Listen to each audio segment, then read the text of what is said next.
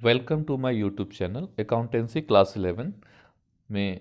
पिछले वीडियो में हम लोग बिल ऑफ एक्सचेंज के इंट्रोडक्शन देखे थे। आज के वीडियो में बिल ऑफ एक्सचेंज रिलेटेड कुछ इंपॉर्टेंट टर्म्स डिस्कस करेंगे। स्टार्ट करते हैं। बिल ऑफ एक्सचेंज से रिलेटेड पहला टर्म्स जो हम लोग डिस्कस करेंगे वो एंडोर्समेंट ऑफ बिल। एंडोर्समेंट किसको बोलते हैं? अगर हमारे पास ड्रॉवी ने बिल्स एक्सेप्ट करके दे दिया, उसके बाद ये हमारे ऑप्शन में है कि उस बिल को हम अपने पास रिटेन भी कर सकते हैं। अगर हम उस बिल को अपने पास रखेंगे तो उसको रिटेन बोलते हैं कि हमने बिल को क्या किया है, रिटेन किया है। हमारे पास ये पहला ऑप्शन है। दूसरा ऑप्शन ये है कि हम बिल को एंडोर्स भी कर सकते हैं। एंडोर्स करने का मतलब क्या हुआ? एनी होल्डर में ट्रांसफर अ बिल। कोई भी होल्डर, चाहे ड्रोवर हो या कोई भी हो, एनी होल्डर में transfer a bill unless it's transfer is restricted. अगर ट्रांसफर रेस्ट्रिक्टेड नहीं है तो कोई भी जो होल्डर है बिल का, वो बिल को ट्रांसफर कर सकता है। That is the bill has been negotiated containing words prohibited it's transfer. अगर ट्रांसफर प्रोहिबिटेड किया हुआ है तब तो नहीं ट्रांसफर कर सकते, अदरवाइज हम ट्रांसफर कर सकते हैं। The bill can be initially endorsed. Bill को हम एंडोर्स कर सकते हैं by the drawer by putting his signature at the back of the bill along with the name of the party to whom it is being transferred।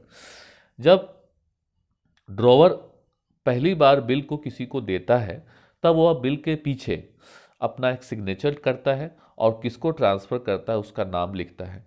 तो इसको हम endorsement of bill बोलते हैं। The act of signing and transferring the bill is called endorsement. इसको endorsement कहा जाता है। जैसे ड्रॉवर ए है और बी ड्रॉई है, तो बी ने एक्सेप्ट करके ए को दे दिया। अब ए क्या करेगा? ए सी को देना चाहता है बिल। ए अगर सी को बिल देना चाहता है तो ए क्या करेगा? बिल के बैक में, बिल के पीछे सी का नाम लिखेगा और फिर क्या करेगा? साइन करेगा।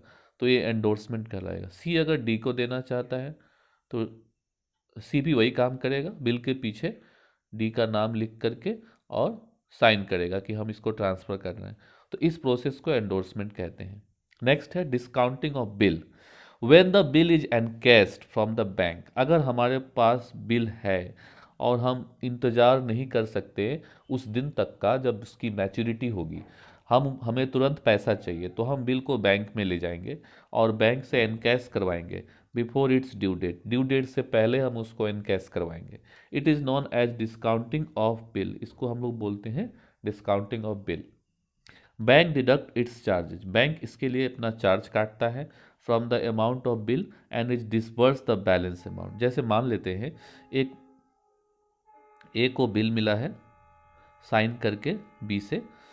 ए ने ड्रॉ किया था बिल बी पे और बी ने साइन करके ए को वापस कर दिया। मान लेते हैं 10,000 का बिल है, 10,000 रुपीज़ का बिल है, 2 मंथ के लिए है। तो ए बैंक में लेके जाएगा। बैंक क्या करेगा? इस 10,000 के ऊपर अपना इंटरेस्ट काट लेगा। डिस्काउंटिंग बोलते हैं उसको, इंटरेस्ट नहीं बोलते हैं, डिस्काउंटिंग चार्ज काट लेगा। मान लेते हैं डिस्काउंटिंग रेट है 10%, तो बैंक 10% 2 मंथ के लिए काट लेगा।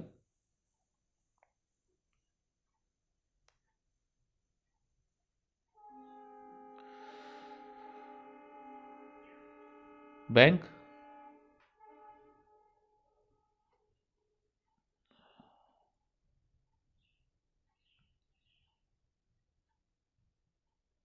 बैंक 166 रुपीज़ काट लेगा और 10,000 में से 166 जाएगा, या 167, इसको हम राउंड ऑफ करते हैं तो 167 माइनस करेंगे तो 9,833 रुपीज़ बैंक ए को दे देगा। तो इसको बोलते हैं discounting of bill.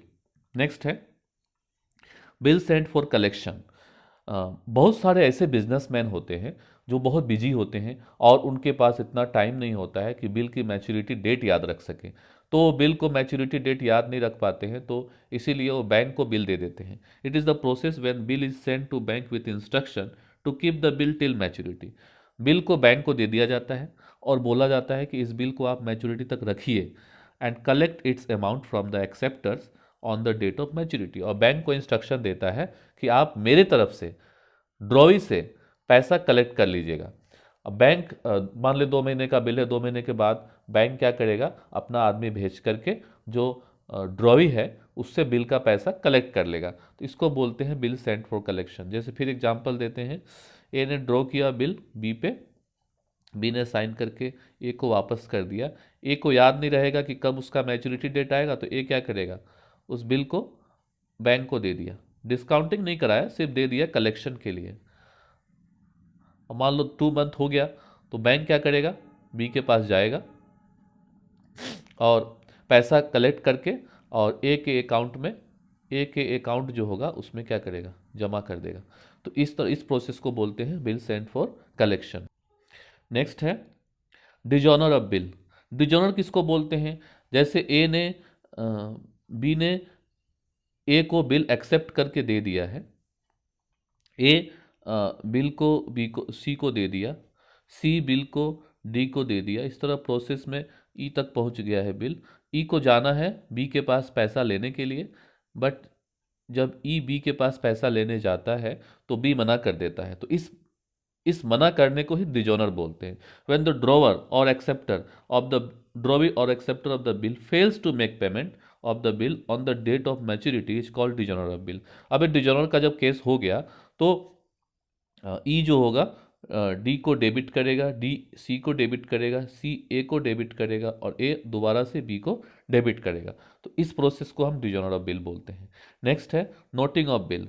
To obtain the proof of dishonour of bill. अब डिजोनर हो गया, इसका प्रूफ आपको रखना है ना, तो बाद में कहीं जैसे बी बोल देगा कि नहीं नहीं मैंने तो डिजोनर नहीं किया था, मेरे पास कोई पैसा ही लेने नहीं आया, तो इसीलिए हमें इसका प्रूफ रखना पड़ेगा कि डिजोनर हुआ।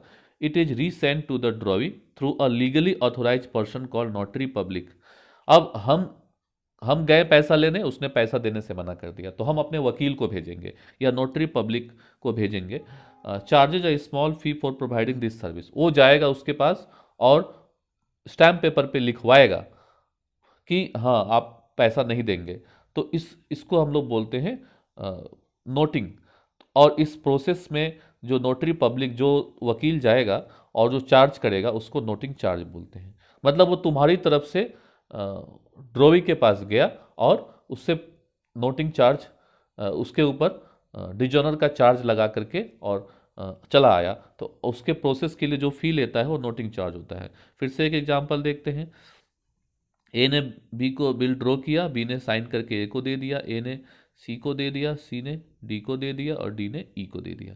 ई लास्ट डेट पे बी के पास जा रहा है तो बी मना कर दिया, तो ई क्या होगा, अपने नोटरी पब्लिक को पकड़ेगा, अपने वकील को पकड़ेगा और नोटरी पब्लिक को के थ्रू बिल भेजवाएगा फिर किसके पास, बी के पास। और बी को बोलेगा कि नोटरी पब्लिक बी को बोलेगा कि आप इस बिल पे साइन कीजिए, मेरे सामने वकील के सामने साइन होगा, प्रॉपर डॉक्यूमेंटेशन होगा, तो उसके बाद बी मना नहीं कर सकता कि उसने डिजोनर नहीं किया। और इस काम के लिए नोटरी पब्लिक जो है ई से नोटिंग चार्ज करेगा। अब ई जो नोटिंग चार्ज नोटरी पब्लिक को देगा, ई उस नोटिंग चार्ज को डी से कलेक्ट कर लेगा और डी सी से कलेक्ट कर लेगा, सी ए से कलेक्ट कर लेगा, अल्टीमेटली ए उसी नोटिंग चार्ज को बी से लेगा अपने उस बी को डेबिट करके।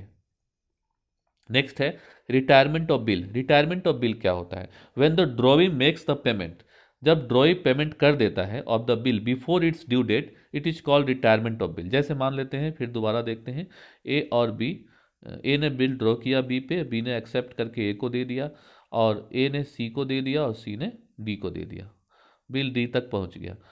लेकिन बी जो है 2 मंथ के लिए बिल ड्रॉ किया था, लेकिन 1 मंथ के बाद ही वो बोल रहा है कि हम पेमेंट देने के लिए तैयार हैं, जो जिसके पास भी बिल है वो मेरे पास आ जाए। और डी 1 मंथ के बाद ही अगर बी के पास पहुंच जाता है और बी पेमेंट कर देता है, तो इसको हम बोलते हैं रिटायरमेंट ऑफ बिल। मतलब बिफोर ड्यू डेट बिल का पेमेंट अगर होता है तो उसको रिटायरमेंट ऑफ बिल बोलते हैं। नेक्स्ट है renewal of bill. Sometimes drawee is not in the position to pay the amount of bill on maturity. अगर ड्रॉवी को ऐसा लगता है, पहले से पता चल जाता है कि वो मैच्योरिटी पे बिल का पेमेंट नहीं कर पाएगा, drawee request to the drawer, तब ड्रॉवर को रिक्वेस्ट करता है to cancel the old bill. बोलता है कि हम पेमेंट कर नहीं पाएंगे मैच्योरिटी पे, आप पुराना बिल कैंसिल कर दीजिए। And right a new bill with interest, और हम इंटरेस्ट भी देने के लिए तैयार हैं, आप नया बिल मेरे ऊपर राइट कीजिए, मैं एक्सेप्ट कर लूँगा। And if drawer agree, new bill is drawn with a new maturity date, एक नया बिल ड्रॉ होता है नए मैच्योरिटी डेट के साथ। This process is called the renewal of bill, इसको रिन्यूअल ऑफ बिल बोलते हैं। The interest may paid in cash or may be added in the amount of new bill, अब interest अलग से पे भी हो सकता है या बिल के साथ मिला के भी हो सकता है। फिर एक एग्जाम्पल देखते हैं। ए ने बी पे बिल ड्रॉ किया, मान लेते हैं 1000 रुपीज़ का, बी ने एक्सेप्ट करके ए को दे दिया 1000 का बिल। अब ए के पास बिल है या ए मान लेते हैं सी को दे दिया है 1000 का बिल, एंडोर्स कर दिया है। अब मैच्योरिटी डेट थी मान लेते हैं 2 मंथ के बाद, और डेट होने वाली थी 1 जुलाई 2020 डेट होने वाली थी। लेकिन वो बोला कि 1 मंथ पहले 1 जून 20 को पेमेंट देने के लिए तैयार हो गया। 1 जून 2020 को पेमेंट देने के लिए तैयार हो गया। अभी बोला हम इसी डेट को पेमेंट देने के लिए नहीं तैयार होगा, उसे पता चल गया कि वो बिल का पैसा नहीं दे पाएगा। तब वो पहले ही क्या करेगा, ए से रिक्वेस्ट करेगा कि एक काम कीजिए आप बिल को कैंसिल कर दीजिए। तो ए क्या करेगा, बिल को कैंसिल करने के लिए सी से रिक्वेस्ट करेगा, सी कैंसिल करेगा वो ए को दे देगा, फिर ए कैंसिल करके बी को दे देगा, और दोबारा से एक नया बिल ड्रॉ करेगा ए, और बी उससे एक्सेप्ट करेगा। इसको रिन्यूअल ऑफ बिल बोलते हैं। टर्म ऑफ बिल क्या होता है, the period intervening between the date on which the bill is drawn and the date on which its become due of the payment is called terms of bill. जैसे मान लेते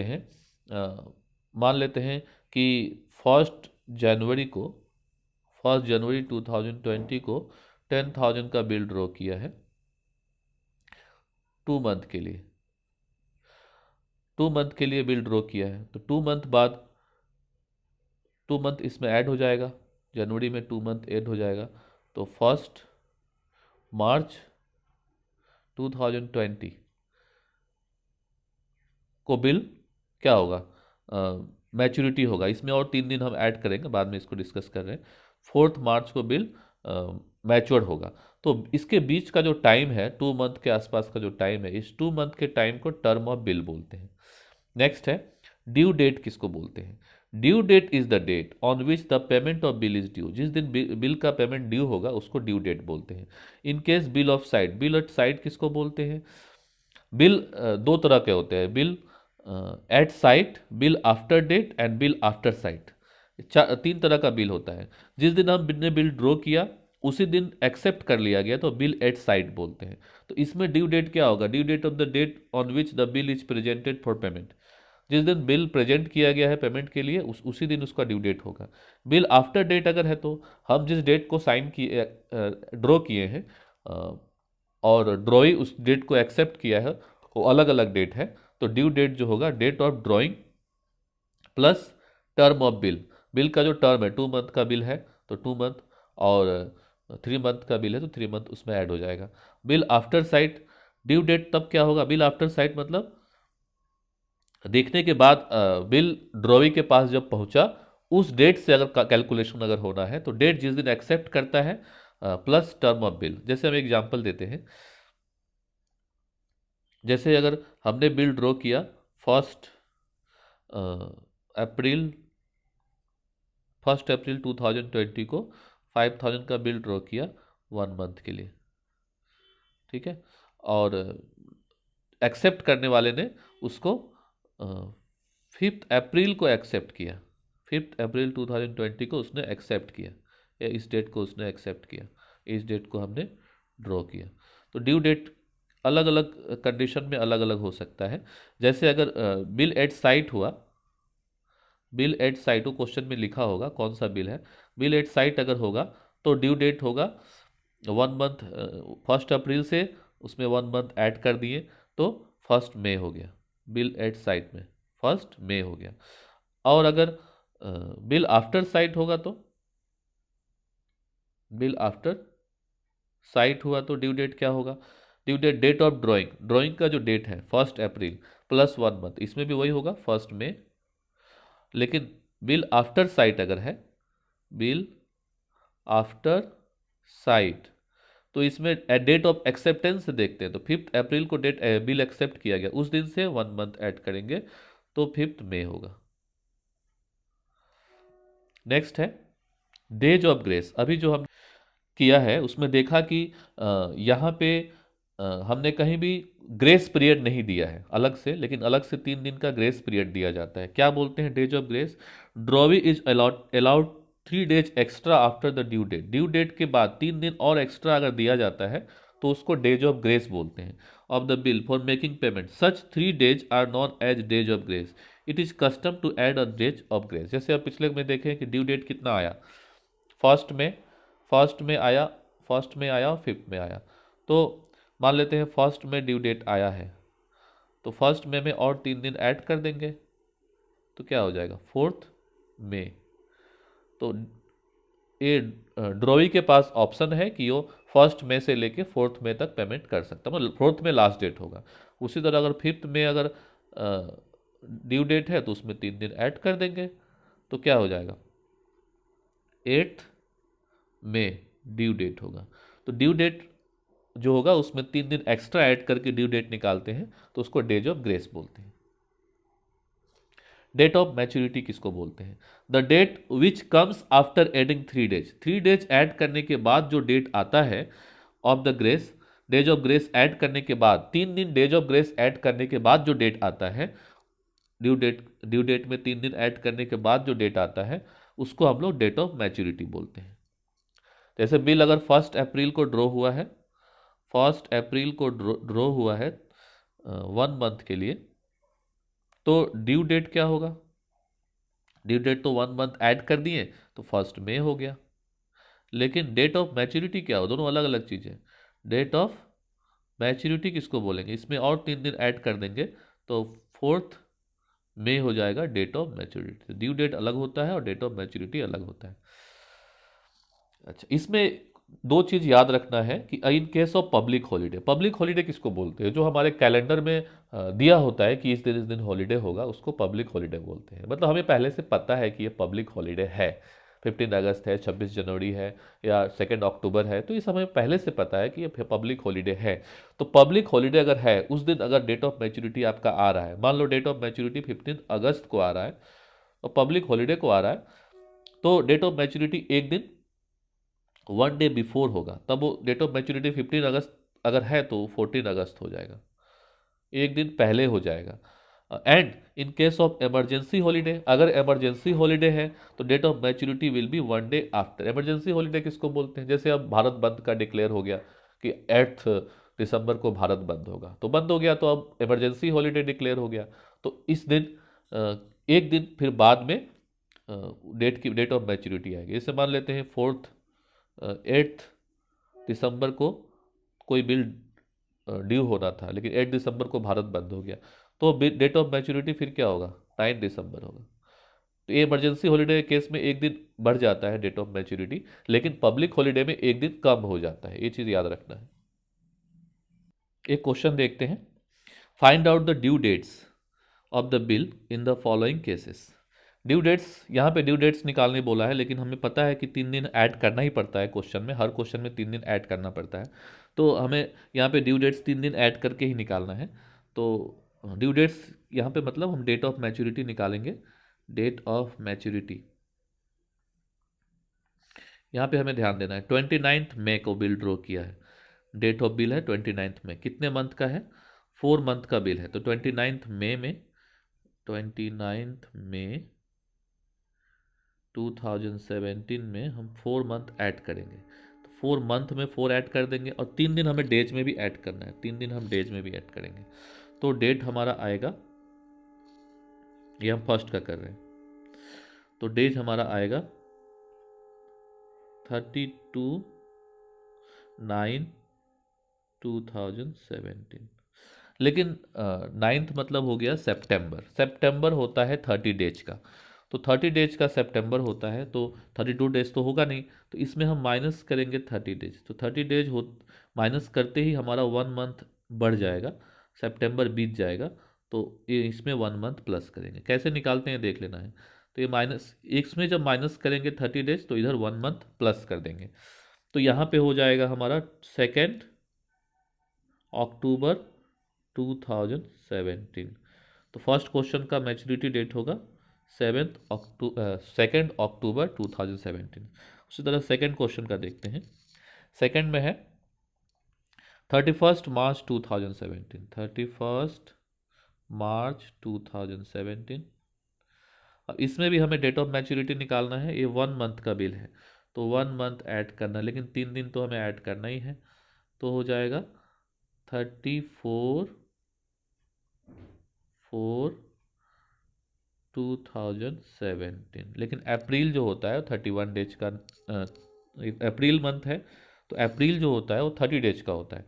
तो इसमें से 30 हम माइनस कर देंगे। इसमें जैसे ही माइनस करेंगे तो इसमें 1 प्लस भी करेंगे क्योंकि मंथ चेंज हो जाएगा। फिर हो जाएगा 4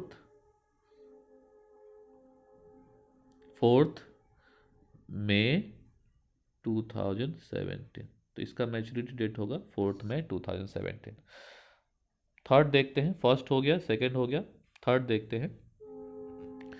थर्ड में डेट ऑफ बिल है 21 जुलाई 2017। यहाँ पे 60 डेज का है तो 60 डेज है तो हमें तीन तीन दिन और एक्स्ट्रा भी ऐड करना है तो 63 डेज हो जाएगा। 63 डेज में ऐड करेंगे तो 84/7/2017 आया।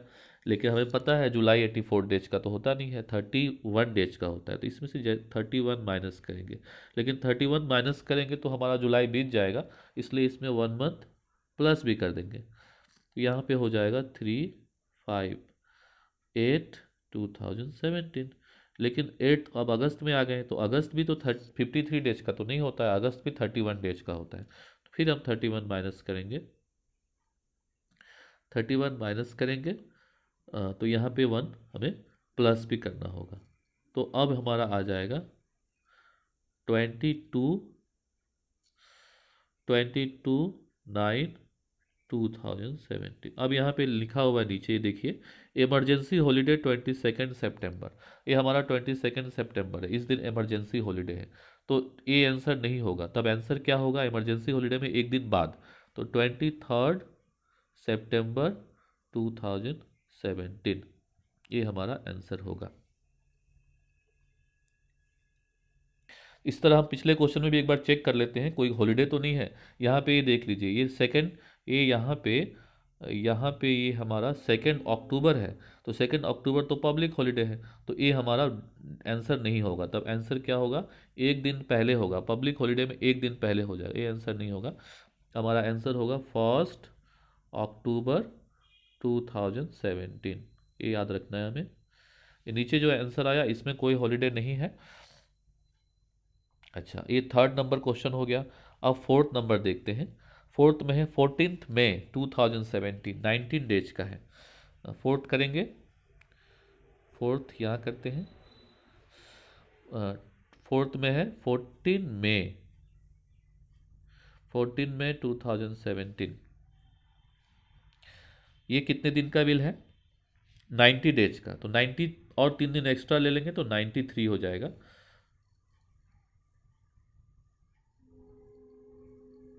अब इसमें भी वही बात है, मई कितने दिन का होता है? तो मई 31 डेज का होता है। तो यहाँ पे 31 माइनस करेंगे तो मई बीत जाएगा, 1 प्लस कर देंगे। अब ये हो जाएगा 6 और यहाँ हो जाएगा 7, 6/17। फिर इसमें अब जून में आ गए, जून 30 डेज का होता है। तो यहाँ पे 30 माइनस करेंगे और यहाँ 1 प्लस करेंगे।